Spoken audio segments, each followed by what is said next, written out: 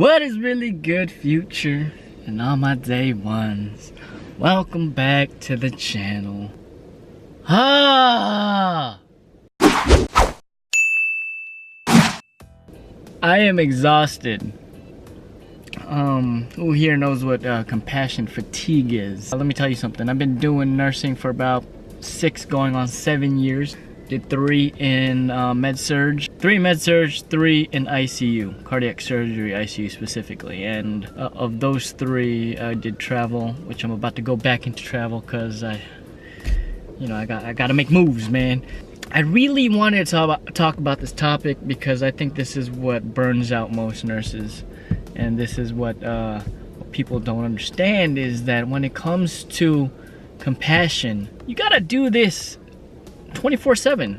In nursing, you will always run into good and bad nurses. What you see someone display, like when you work with them, is completely, can be or may be completely what they display to a patient. And I remember one of my mentors, she passed away. She told me a long time ago that compassion tends to fade, but what stays is the skills, the skill set. And that's where I feel like major corporations who look at care as a business have got it all wrong. This is where you start to see a lot of burnouts with nurses, and someone asked me to talk about the hospital politics I deal with. That'll probably come in a later video. To survive in this field, you have to really understand what you're going to give, the life you're going to give to your practice in order for it to give you life back. You're dealing with people's lives.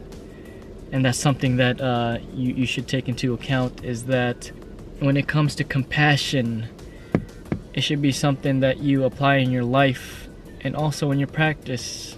But most importantly, compassion fatigue does exist. And what do I mean by this compassion fatigue? It goes a little something like this. Hello, Mr. X. How are you doing today? Look here, sir. Get out of my face. I've had a long day. What seems to be the problem? Could you tell me a little bit more about it? I was supposed to have my CT scan today, but I didn't get it done because they were too busy trying to get blood samples from me. And in reality, all I really want to do is sleep. Well, I'm sorry to hear that. No, there is no what if, ands, or buts. I want to sleep, and I don't want you to do anything about it. I'm not going to take my meds. I'm not going to do this. I'm not going to do this, that, and the third. Oh, I completely understand, sir. But we still have to give you your medication. Did you just not hear a word I just said? I'm sorry, sir.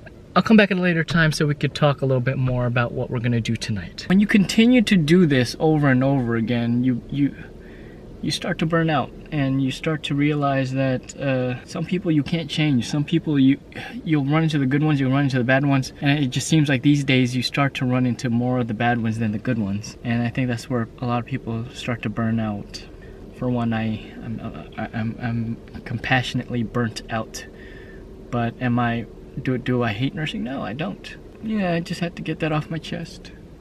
In the comment section below, let me know what your guys' thoughts are about compassion fatigue. I'd love to know. Tell me about a time where you felt like you were too compassionately fatigued.